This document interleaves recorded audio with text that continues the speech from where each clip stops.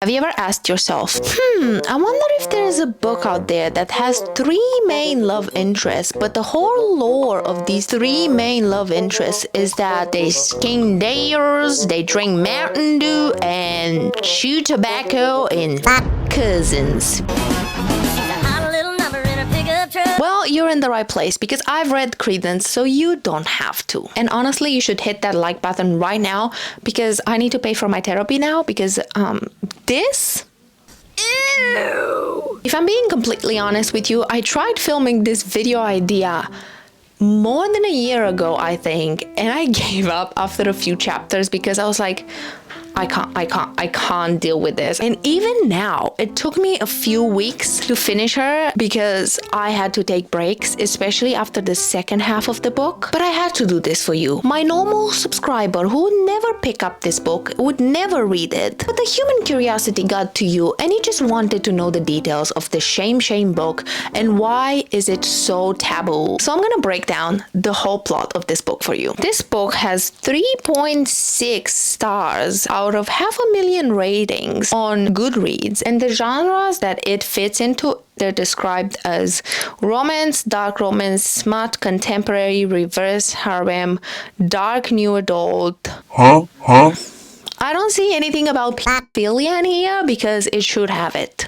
Let's look at some of these reviews. Someone literally explained the whole plot in a few words and I couldn't put it more perfectly. Winter comes, they all come. The end. If a genie gave me 3 wishes, I used all 3 of them to make sure Penelope Douglas never writes another book ever again. If someone started a GoFundMe for this exact reason, I would pay money towards that. I illegally downloaded this and still have buyer's remorse. 1 star because the book ended and Jake and Caleb didn't die. Dude, you'll see why this is so relatable in the end. Penelope Douglas took family bonding time a little too far. Let's just move on and talk about the book. I do want to start by prefacing that I did finish this book and I do think I should be compensated by Penelope Douglas. I am so shocked that everyone on Book Talk is making this book seem like it's this this little smutty book. I like this little Book Talk smutty book so innocent. It's just a little smutty book. Babe, there is R word in there. What the fuck are you on about? What are you reading? Oh, it's just a silly little book about this guy who loves girls so much. He just wants to be with them all the time and until the day they die. Like, he is so goals. He's so cute. Oh yeah. The book begins by introducing our main character, Tieran, reminiscing about her parents, which were famous. Her mom was like a super famous Oscar-nominated actress, and her dad was famous for some reason. It's just important to know that they were rich and famous, and that these parents do not give a single flying about Tieran. They commit suicide together because they find out that the dad is terminally ill. He has cancer and he was gonna die anyway in the next year. And the parents are so in love with each other that they decide to commit suicide together instead of one being left without the other. They also do not give a fuck about Tieran because they had her because they thought they're supposed to have a kid, but they love each other so much and they love themselves so much that they did not basically raise Tieran. Their maid / her mom's assistant, Mirai, raised Tieran. Mirai is like, did he even left a note for you? And Tieran is like, no. So they left their only child to fend for herself. That's all you need to know about Tieran's parents. That is when Tieran gets a call from her long-lost uncle Jake. He's supposed to be her dad's stepbrother who lives in Colorado, but she never met him. And on page 8, it's already when Penelope reminds us that Tieran is a minor, and we should not forget that. Because Uncle Jake says this, your father's attorney called me earlier, Tieran, since I'm your only living relative and you're still underage. Your parents apparently left you in my care. Yes, Tieran is 17, remember this. But yeah, that's when Jake tells her that her dad left him as her legal guardian, and he also has 2 sons, Noah and Caleb, and they live together in the mountains in Colorado. And Jake also tells her that you're almost 18, I'm not gonna make you come here, but just know we are an option if you want to come here. And for some apparent reason, Mirai and Tieran have no problem with Tieran going and moving there in the middle of nowhere with 4 males. And mind you, her dad cut ties off completely with this Uncle Jake. So if you were to trust your dad, you should not go there. But yes, Tieran ends up going there and she just says, if I don't like it, I can just leave. And then we get our first description of Uncle Jake. So she notices her uncle and she says, Jake has to be at least 10 years younger than Hans, which is her dad. Late 30s, maybe early 40s. So this man is in his 40s. Keep that in mind, okay? So Uncle Jake picks her up from the airport and they arrive at the cabin they live at, and Tieran immediately loves it because it's so secluded and there's no media, because she had to deal with the backlash of the media after their parents committed doubles and left her by herself. And then she gets to meet Noah, which is the first son that we get introduced to. And Noah's basically a younger version of Jake. He doesn't look much older than me, maybe 20 or 21. His body though. His strong arms are tanned dark under his green t-shirt and he's broad. His crystal clear blue eyes widen and his mouth hooks in half a smile. Noah's only traits are supposed to be that he's this golden retriever boy and that he really desperately wants to leave this deadbeat town and go be a motocross rider, but his dad is like, no, you stay here and milk the cows. We also get a first mention of Caleb, and the way they make him sound to be is literally like a serial killer. So during Tieran's first night at the cabin, she gets a sneak peek into the Vanderberg boys' lifestyle when she bumps into a lady that is half naked in the hallway. I think she's supposed to be Jake's, not girlfriend, but booty call. The next day, Jake decides he needs to teach Tieran how to ride a horse because you need to know how to ride a horse at the farm. And off the bat, there is tension between them because he decides he needs to hop on the same horse as Tieran behind her. Her inner monologue is just like, I can feel his thighs and I can feel his strong arms on me, and I just, wow, is this how it is to feel a strong man behind you? He also decided to teach her how to shoot and hunt because apparently they do need to hunt during the winter days here. You're gonna see why. And Tieran is very adamant about how she hates shooting and she hates hunting and she doesn't want to kill a living animal. And after this, we get our first full whiff of how the Vanderbergs boys are when Uncle Jake straight up assigns Tieran to kitchen duty because you're a woman, so you need to do dishes and clean and cook. The excuse Penelope Douglas uses is that it's really hard to teach her to do something else around the farm. It's not because they're misogynistic or anything, no. Later we get a little bit of a sneak peek into Jake's lore when he's doing some chores and Tieran noticed that he has a tattoo around his hip area that says My Mexico, which the whole story behind it, we're gonna find out later, is so fucking dumb and honestly a little bit racist. We also get an intro over how controlling these men are and how controlling they're gonna be with Tieran while they're trying to disguise it as we're being protective of you, Tieran. And this happens when Noah brings his motocross buddies at the house and Jake tells Tieran, stay away from the local guys. Jesus. Stay away from the local guys, you understand? Besides, they're not your type. How do you know? Because I'm telling you they're not your type. Also, we're only on page 66 and already Noah, her cousin, step-cousin, but her cousin, starts flirting with Tieran and says this, you have a pretty smile, cuz, like short for cousin. If you stay, I'm gonna make you smile some more. We then switch POVs. We switch to dear old Uncle Jake POV. He off the bat says some gross shit like is having sex and he wakes up and says this, I mean, what guy doesn't want to wake up at 2 a.m. to a 23-year-old naked redhead on top of him, but she's making a habit out of it and the sex isn't very good. You're 40, shut up. And he also says some unhinged things like the best thing that could have happened to Tieran was to lose her parents and I'm only sorry it didn't happen sooner.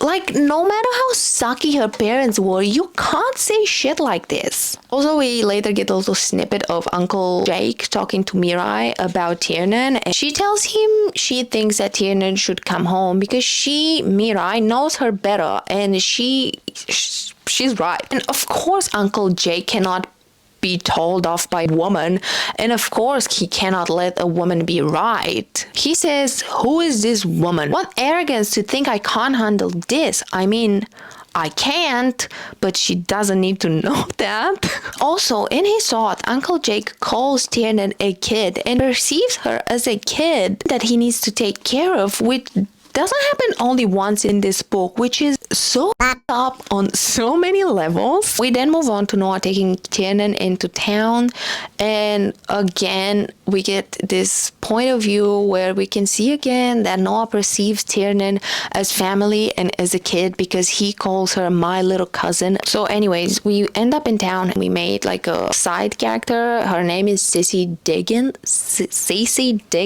That is the most made up name out of all the made up names out there. Anyway, Cece ends up being jealous of Tieran for some reason, even though everyone knows that she's supposed to be their cousin. Noah says Cece gets real insecure when something prettier comes into town. She won't be happy about you living with us. She won't be happy about Tieran living with them. Cece has a major crush on Caleb, but why do you have to be jealous of their cousin? It makes you wonder about the Vanderberg boys' behavior prior to this. Like, is this a normal occurrence in their family? Why would you be jealous of me if I'm their cousin? Have you met Bobby, Robbie, and Ronnie? No, who's Bobby? Ugh. What's wrong with them? Insist. Those are Jake's kids, probably with your Aunt Marla and your cousin Lucy. We then learn that Tieran has 9 terrors and she used to have them even when she was a kid, but they stopped. And now after the parents die, they've started again, so she wakes up in the middle of the night, which... Again, if this night terror started again, it does lead me to believe that Tieran needs therapy, not a threesome. Anyway, she wakes up in the middle of the night, and that's when we meet the other brother, Caleb. It's actually so cute the way they meet. She basically wakes up after having these 9 terrors, and imagine the state you would be in, like sweating, being afraid. You're like, where am I? Why is this happening again? So she walks downstairs to the garage where she sees Caleb covered in blood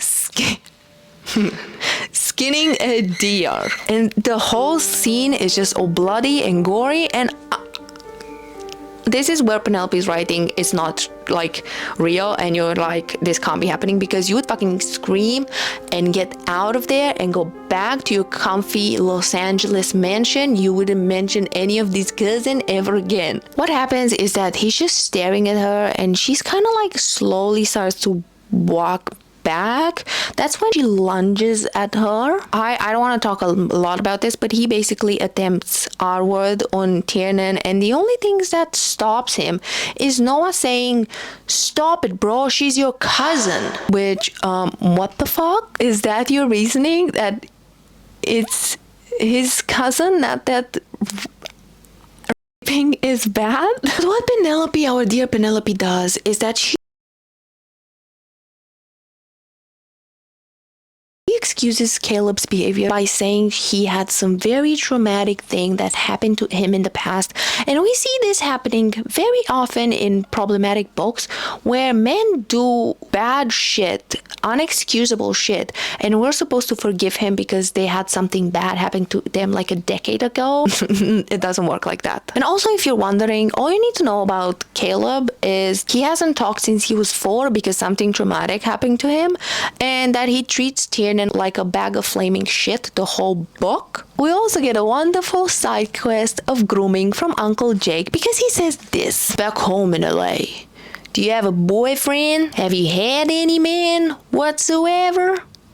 So sorry about the accent. You're still a girl, he says, and you still need some raising or grooming. So yeah, after her uncle says this stupid shit and her cousin attempting R-word on her, like, Tieran has enough and she just goes back home.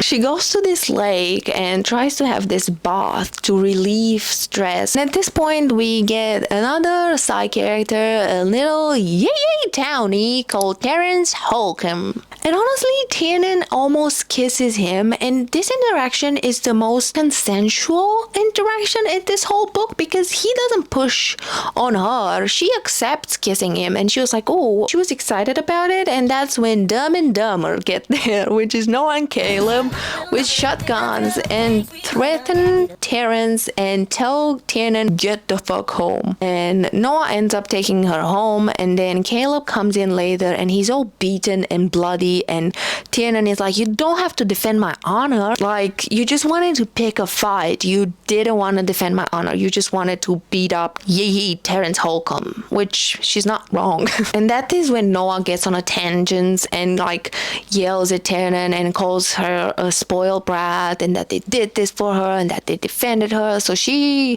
cries and goes back to her room. Again, I can't with Uncle Jake, honestly. He says this, that again acknowledges that Tieran is a child. She is not an adult yet. Let me educate you, girl, he growls. You're the kid, I'm the adult. You do as you're told and there's no problem.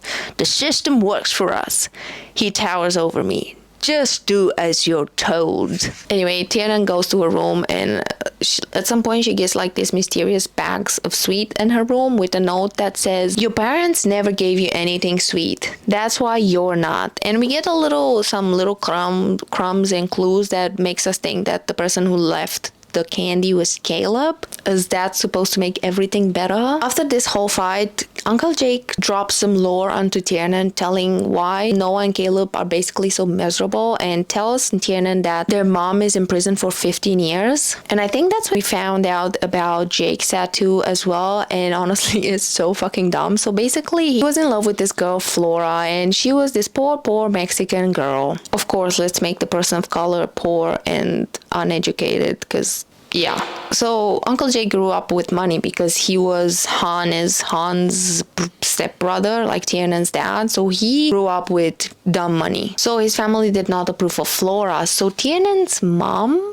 also weird lore. Like, I thought we're gonna get something about this later, because why is Tieran's mom doing this? But anyways, no, we don't. This is never brought up ever again. So Tieran's mom gets Flora out and gets her drunk and makes her think that she slept with someone because she puts her in a bed with someone or something like this. And Flora wakes up and she's very, very ashamed, and she's so embarrassed that she betrayed Jake like this that she ends up committing suicide. And that is when Jake packed his bags and came to Colorado to start a new life. And that is the lore behind My Mexico. I'm not lying. This is in the book. We get to see a little bit more of how Noah treats women and is like so gentleman-y. So he's having sex with this lady, and you won't hurt me, Noah, she says. And he says, shut the fuck up. Patting her on her back, I cover her mouth with my hand as I push her knees wide, spreading her open, blah, blah, blah, blah, blah. He's basically using her as a tool. He's like, shut the fuck up so I can come. So it's so bad. Anyways, I don't get how he's supposed to be the golden retriever out of the two, but let's move on. And I did tell you that Noah hates being here and he wants to leave this town desperately. But having Tieran here starts making this whole experience for him a little bit more bearable, and we get to see them acting like siblings, like him and Tieran. We get this whole like sibling banter. I chuckle. It's like having a little sister. Maybe the day won't wind up so badly after all. One day, I don't even know how many days have passed, Tieran and the boys end up going to this cove. It's just like a waterfall thingy, and they go up swimming and fishing, and Tieran swims up in this cave, and that's where she hears Cece Diggins scream, and then getting out the cave, and she has like a bloody face, and Caleb walking out after Sissy. And of course Tieran is like, you hit her. It was at this point that the book starting to become unbearably uncomfortable, and of course it's Uncle Jakey that does something f***ed up. and Inappropriate. Later in the night, Tieran is just casually making eggs in her underwear in the kitchen at night, and Uncle Jake just stares at her, just lurking in the shadow and watching her do that. And then he comes and becomes the creepiest, the final boss of the creeps by saying, "Have you ever had a man in your bed? Have you ever been kissed?" I nod. "On places other than your mouth?" Heat pulls between my legs. "No, Uncle Jake." Like, what in the creeper jeepers? Anyway, they end up making out that night. He's grinding on her through his pants, but he's like, No. This is wrong, Tieran. And he stops. By the way, she's still 17 at this point. And after he does all of this, he calls her desperate. He stands up straight, running a hand through his hair. "And you're just a neglected orphan, desperate for attention. That's all this is." I can't. Anyways, after he calls her an orphan, he also tries to make her realize that her parents did not love her one bit. She's like, "Yeah, you're right." And she's fixed. Her depression is fixed. That's just not how it works. She's like, "You know what? You're right. And I'm better now." Next chapter, we get another insight of how freaking charmful these brothers are. They all go into town, Noah, Caleb, and Tieran, to order cheeseburgers to the drive-thru. And this lady taking the orders at the drive-thru tells Caleb, "Sure you don't want to tuck me away on that peak with the rest of the necessity you need for the winter? I could keep you warm." To which Noah replies with, "Yeah, if only he puts you in the back of the pantry the 23 hours of the day he's not using you." We love a respectful king. I love how the author just makes this whole interaction seems like it's this quirky thing that Noah makes, and Tieran is like, "Oh, silly old Noah, oh my god." At this point in the plot, Tieran needs to go back home to Los Angeles for her parents' funeral, and you think that after everything she had witnessed so far at this cabin, she would stay the frick away from Vanderberg boys, but because she's a minor and she doesn't know better, and it's the first time in her life that she gets some attention, of course she goes back. Tieran's birthday comes up and they all go to town to celebrate her birthday. But right before that, Caleb gives Tieran a birthday present, which is like this handmade leather belt that he made. Tieran noticed that the belt had a lot of holes, and she says that, "Thank you for thinking my waist is so small. That's cute of you." And then Noah's like, "That's not for your waist, that's for your wrists." So that's a whole sweet gesture just out the window. The one nice thing Caleb did is also creepy as fuck. But Tieran ends up over-fixating on this belt, and she's like, "Oh my god, this is so sweet. He made this belt for me. He probably spent hours in his workshop just doing this belt for me." Fast forward getting to the local, which I can only imagine like a Chuck E. Cheese with beer, because I don't know anything about American pubs. Right off the bat, Jake tells the bartender to serve Tieran alcohol, even though she's not 21, she's 18, so that's a great guardian. By the way, Tieran like kind of dressed up in one of her LA hot dresses, and she goes on the dance floor, and all the Vanderberg boys are, "What? She's so hot." And like they're literally a cartoon drooling over their niece and cousin.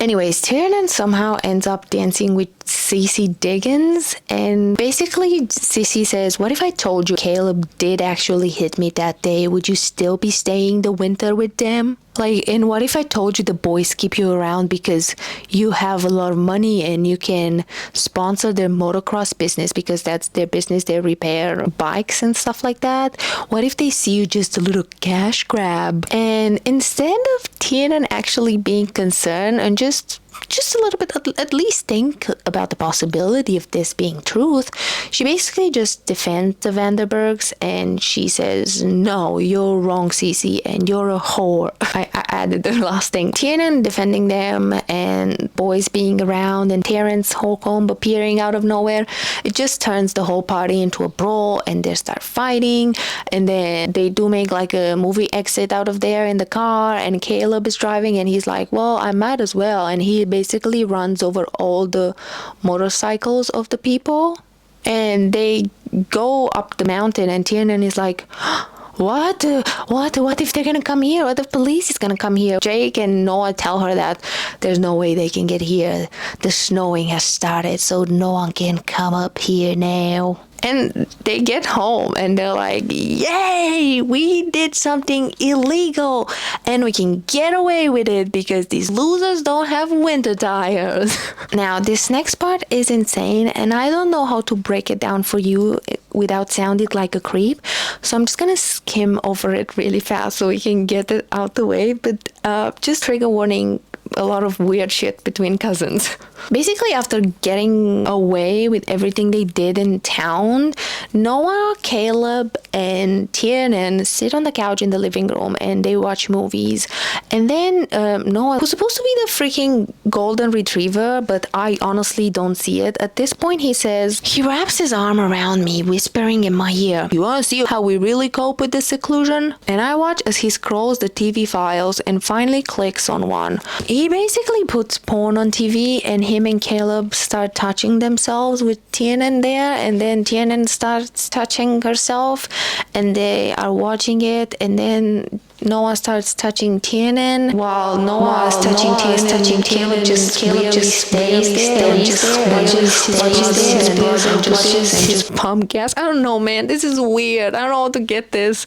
Noah, next page, Noah says this, and at this point I was so grossed out that I closed the book and I haven't read for a week straight up because he says this: Tieran, I wanna F you. I wanna F you all winter. You're ours. The prettiest one was under our roof the whole time. All ours. Do you understand? Our piece of ass. Ours. I get your cherry, Noah whispers over my mouth, grinning. As long as I promise not to touch your back entrance, he'll want that. And he points at Caleb. And at this point I was just like, who in the right mind enjoys this? Who?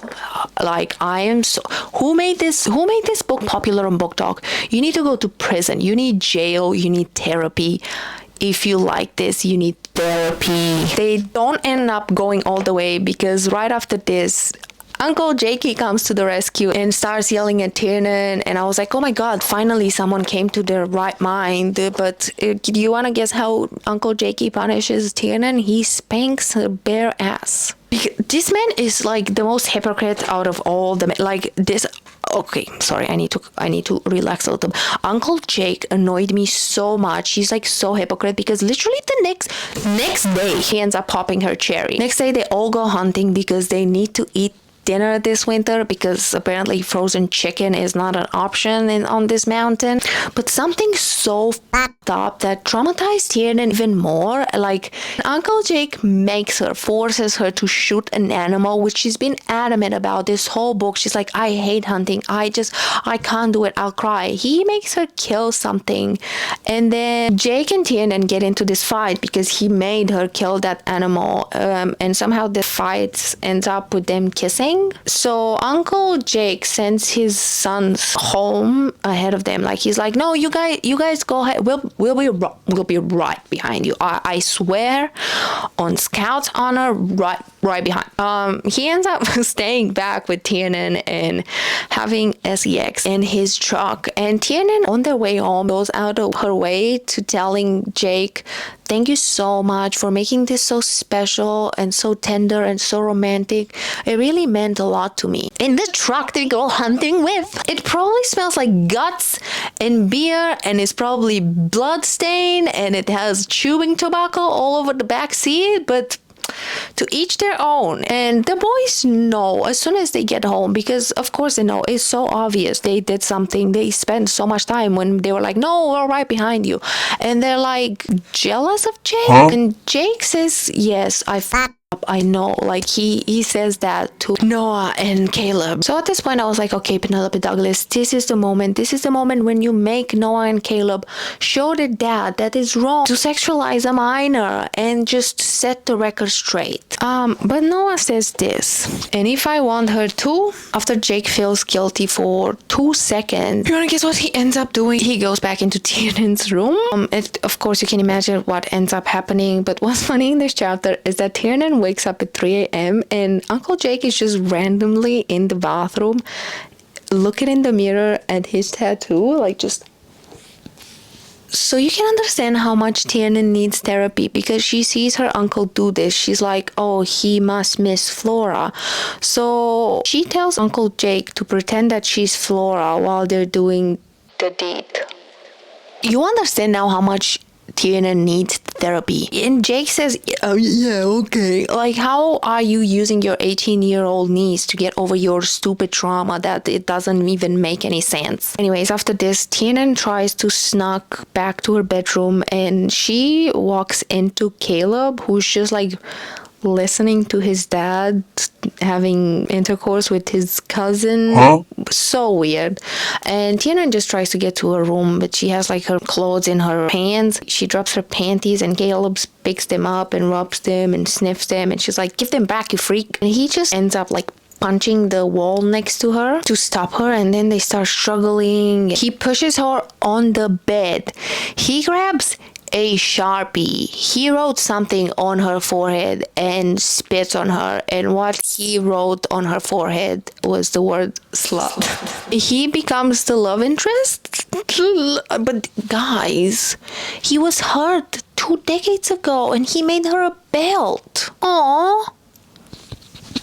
We just skip forward a little bit because Tieran is just struggling a lot internally, but like with stuff that she shouldn't be thinking about. Like, I like Noah, but I like Jake, but Jake is too old for me, and Noah's like my sweet little brother. And Noah ends up showing Tieran this like old furniture, and he says like, you can restore that, and she gets super excited. She's like, yay, I have a passion project. Later they're working in the shop, and Noah kind of starts roasting Tieran, but also kind of like spits facts. Like, this is the most truth I've heard in this whole book, because he says, I heard you last night. He says in almost a whisper, Daddy didn't love you, so you let mine fuck you so he will. Bars, honestly. Somehow after roasting her, they end up kissing, and he takes his ding dong out and starts rubbing it in front of Tieran, and he's like, please Tieran, let me into your bed tonight, Daddy won't find out. Yeah, Tieran just leaves and leaves him with bluest ball of an entire world the second time around, because remember the living room situation. We also get a scene of Caleb that, I don't know, is supposed to make us like Caleb, because Tieran's in the kitchen just sketching stuff, and Caleb just comes and sits there and looks at her, and Tieran talks to him, but he doesn't respond. Uncle Jake has to go to another cabin that they own because he has to go fishing or something, so just the 3 siblings are left home. And Tieran goes out of her way, which also makes me so confused how she ends up falling in love with any of these people, because goes out of her way to say that she's bored because you can't talk anything with these men that don't involve skinning a deer. She literally says that talking to the Vanderberg boys about world issues is like watching Yoda get a manicure. And we get another personality trait of these boys that makes me believe that they're the most hillbilly humans that ever existed. And yo, yay! Because Tieran says, Jake doesn't vote because as long as they stay off my peak, we've got no problem. As if tax, law, pollution, or nuclear war will respect his property line. Noah doesn't vote because that seems like work, and I'm pretty sure Caleb just doesn't care. Of course, the Vanderberg boys are non-voters. Then get a... Oh my god.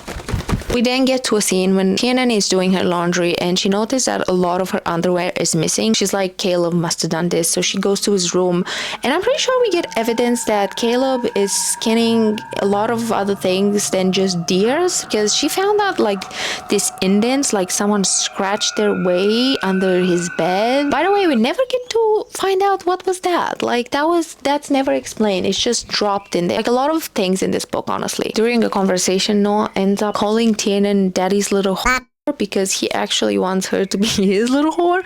But I still don't understand how Noah's supposed to be the sensitive character. He just like drops a lot of this shit. Honestly, he might be like worse than Uncle Jake and worse than Caleb in some. No, he's not worse than Caleb. Caleb tried to his cousin. Never mind.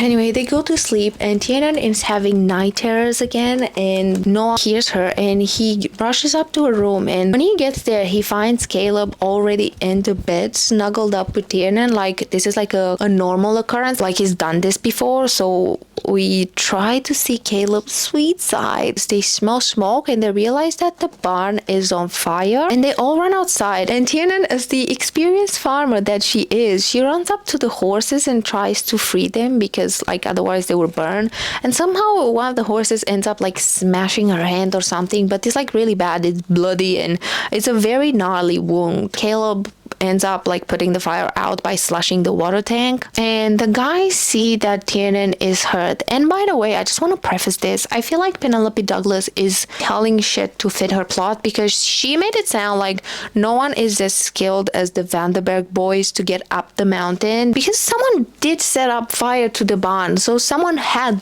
to be able to get there. Anyway, to fit the plot, Tieran is like, we need to go to the hospital, but Penelope makes the boy say, oh no, we can't go to the hospital. There's no way to get to the town. There's like, the roads are closed. Weren't you supposed to like know how to get off and on the, like, anyways. So they end up filling Tieran with tequila because they need to stitch her up. So they're like, we need to raw dog this. And Caleb starts stitching her hand. And of course, this is freaking painful. And she starts trashing and she says, no, I don't want this. You don't know how to do this. That is the moment that Caleb finally speaks and tries to calm Tieran down. And he's like, listen, you need to stay still. You need to do this. Otherwise, this can get infected. Caleb slaps her and slaps her so hard. Felt like a tendon almost snapped out of her neck. This is how hard he slapped her. Anyway, while he's stitching her up, Tieran like mentions Cece to Caleb and she's like, you hit her. And Noah goes out of his way to defend Caleb again. Noah says that girl would do anything to get attention. He doesn't hit women, Tieran. He just fucking did. He just slapped the shit out of Tieran. What do you mean he doesn't hit women? They also start getting into this argument where Noah acts like an incel, basically. He's like, you know that I'm the only one that didn't hit you in this house? Of course, they know how to manipulate Tieran because she doesn't know better. And she is a people pleaser because she didn't get any love from her parents, so she ends up comforting Noah and hugging him. Anyway, they drew out a bath for Tieran, like they're in the middle fucking ages, like a 10 bath where they start rubbing her with cloths and just acting all sorts of strange for cousins. They wash her with washcloths. They're like, let me wash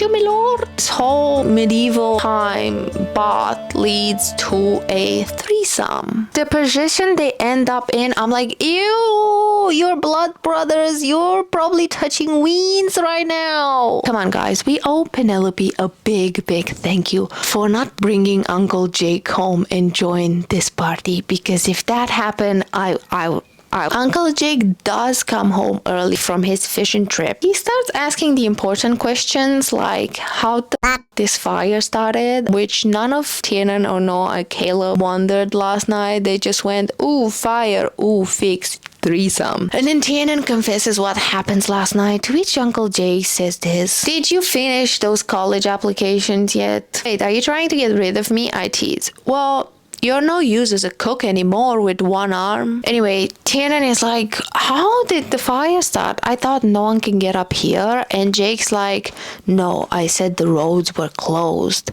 No, you didn't. You said no one can get up here. And also the relationship between Tieran and Jake has a very sudden shift. Like, I'm happy they're not doing it anymore, but it's just like all of a sudden they're just like, I guess we go back to being uncle and niece now. This next part of the book is where I was like, okay, we finally get to the big lore of the book and to why this book is actually so liked on Book Talk and everywhere in the internet. Because Mirai calls Tieran and she tells her that all over the media there is this news that actually her mom never loved her dad because her dad was abused to her mom. And at this point I was like, oh my god, this makes sense now. Like, her mom never spent time with Tieran and spent time only with her dad. Like, her mom and dad, they will only go on vacation by themselves or go to events only by themselves, or just like spend a lot of time together. And I was like, this is her mom's way of protecting Tieran because she knows the dad is abusive, and actually her mom like loved her all this time. This information was just dropped again to be dropped. Nothing comes out of it. They're just like, Tieran is just like, oh, it's all lies. I know they were obsessed with each other. And then Noah says the most Alabama cousin-loving thing you can say, because Tieran wants to leave, and Noah says, "What if we bumped you pregnant?" Like, this doesn't make sense. Penelope keeps describing these men with these like abs and golden hair and blue beautiful eyes, great smiles, and I cannot stop imagining these men with those type of hats that they're like backwards and fucked up teeth and just like sweaty, and t-shirts that are stained with beer and whatever. Like, I cannot stop imagining the men like looking like that just because the way they behave. Penelope also goes out of her way to make this book like a paradise, because this is what she says. Caleb is interacting with Tieran. Well, actually just Tieran is interacting with Caleb because Caleb just sits there as a dumb and doesn't say anything. In his mind is like, and if he weren't looking at the woman's body, he might think a child was speaking to him with how innocent and sweet she sounds. The book takes an interesting turn at this point because Caleb becomes the love interest. Yes, Caleb who almost R-worded him. Yes, Caleb who slapped her. Yes, Caleb who spat on her. And yes, Caleb who wrote slut in a Sharpie on her forehead. Yes, this Caleb, it's the love interest for Tieran. So Tieran tries to make Caleb talk and conversate with him, but Caleb just wants to make fun. Now, I know I'm trying to make fun of this book and make it seem lighthearted, but this next chapter was really hard to read, and I actually advise you, if you want to get through this book for some reason, skipping this chapter, because R-word warning again. Somehow Caleb ends up being upset with Tieran and R-words her after she repeatedly says stop, like quote by quote, she says, "Caleb, stop. Caleb, stop. Stop," I scream. So he does successfully R-words her, but she somehow like runs out of there and she goes into Noah's room, and Noah's like, what happened? And she's just clearly disturbed. She just wants to go to sleep. This is a part where we're supposed to find the sad thing about Caleb that happened to him a long time ago, that is supposed to make us feel bad for him and is supposed to excuse everything that he did up to this point. Noah tells Tieran why Caleb cannot speak. So basically their shitty mom. Also, have you noticed how like every woman in this book is like either a drunk or a skank or poor or like anyways. His mom like went grocery shopping with Caleb in the car, but then she got out the car and left Caleb in there, and she ends up going on this fender bender and she drinks, and she ends up leaving Caleb stuck in the car for 4 days, and he screams and screams and screams, and he screamed until like his voice gave out. And when at the time like his dad found him, he was like sitting in his own filth and just staring out the window without saying anything, and ever since then he hasn't spoke a word. I love how this book reeks of toxic masculinity, because instead of Jake being like, oh my god, my son has been trapped in a car for 4 days by himself, he needs therapy, he needs help. Hey dad, listen, I know Pastor Jeff said this is not a thing, but I believe I'm gay and I'm really depressed about it. I'm so sorry, but you know what that means? We shoot the gay out of you. Pew, pew, pew. Yay! You don't understand. I can't touch no women, and I hate hunting as well. You know what, son? I think you need 4 more days in the car. This time, you're getting Bobby, Ronnie, and Robbie in there. No, Bobby, Ronnie, and Robbie, no.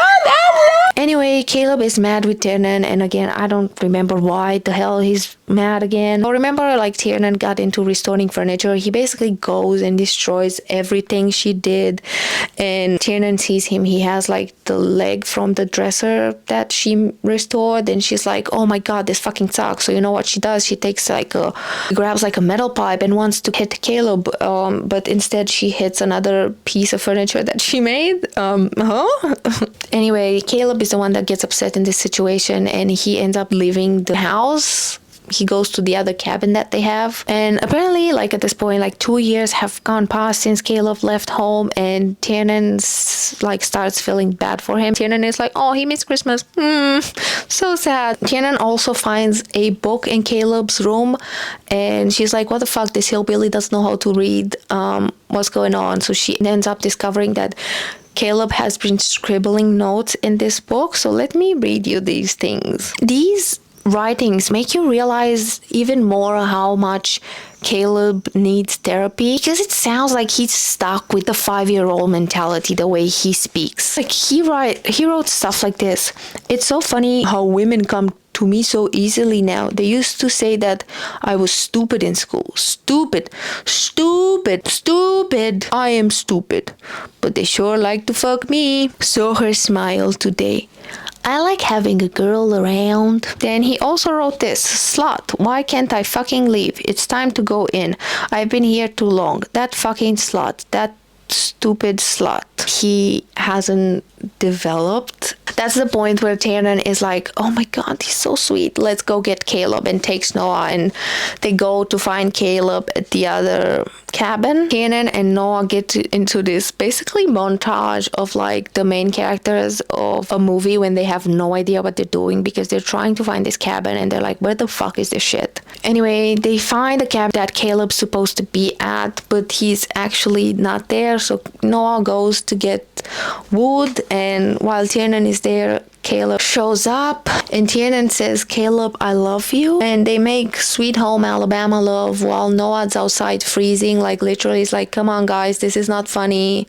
I'm freezing, ha ha ha. Like Penelope tried to make this like 90s comedy show moment where, haha, you guys are so crazy. It's freezing in here. Well, actually it is. It's like minus 40 degrees, and this guy is just listening to his brother fuck his cousin. Oh, and I forgot to tell you that Tieran finally gets to see that Caleb has a tattoo like right here, and you want to guess, you want to know what it says? You want to know? It says Credence. They say the word. They say the word from the book. Let's speed this up because I'm almost done. We get, like I promise you, we're almost done. We get to cut to 2 months later, and then this shouldn't be funny. Again, this shouldn't be funny, but we get to see how incapacitated Caleb's mind is, because Tieran is 3 days late, and she's like kind of like thinks that she's pregnant, but then she gets her period. But she was just like sitting in the mirror looking at her belly, and Caleb walks in and he's like, oh my god, are you? And Tieran's like, oh no, I'm not. I promise I'm not. It's here. I was just imagining. And you know what Caleb does? Just straight up gets her birth control and throws it in the trash. But one day they get into town, and apparently everyone accepts that cousin Caleb and cousin Tieran are in a relationship now, except Sissy, who comes in, and she's preggo, and she's alluding that is Caleb's kid. So, but yeah, Tieran somehow ends up being home alone at some point. Like the guys are in town drinking, and Tara's Holcomb comes again, and he was the bad guy who actually set fire to the barn. And he comes there and he's like, you either give me your daddy's money and sponsor me at my motocross, or I go and tell the police that Caleb was the one that destroyed my bikes, and for some reason, even after thinking that he's Cece's baby daddy, she still wants to defend him, and she has this iron bow and shoots Terrence in the not elbow. What's this part called? Anyway, she shoots Terrence here, and then Jake and the guys come home and they're like, oh my god, are you okay? Finally, Tieran is like, okay, I am so fucking down with this yee country man who's like fucking there. Everyone's like crazy here, so I'm going home. It ends up that CC Diggins' kid wasn't Caleb's, but I don't know who was. Like they never explained this either. Not much to say. Like Tieran goes to Los Angeles, and then Uncle Jay comes to Los Angeles, and Noah comes to Los Angeles with his motocross, and Caleb comes and he finally speaks. Like he's all cured now. And like I think a year or 2 years later, I think she's like 20 or 21, Tieran gets pregnant with Caleb's kid, which is so fucked up on so many ways. And just they live happily ever after in their yee country home. And that, my friends, is Credence. Been honestly filming for 2 or 3 hours at this point. So if you reach the end, please make sure to like this video and tell me if I should read any other unhinged books, because I'll do it for you, okay? I love you. And if this is entertaining to you, I'll do it for you. Thank you so much for watching. I love you guys so much. Please subscribe to my channel, and I'll see you into the next one. Bye.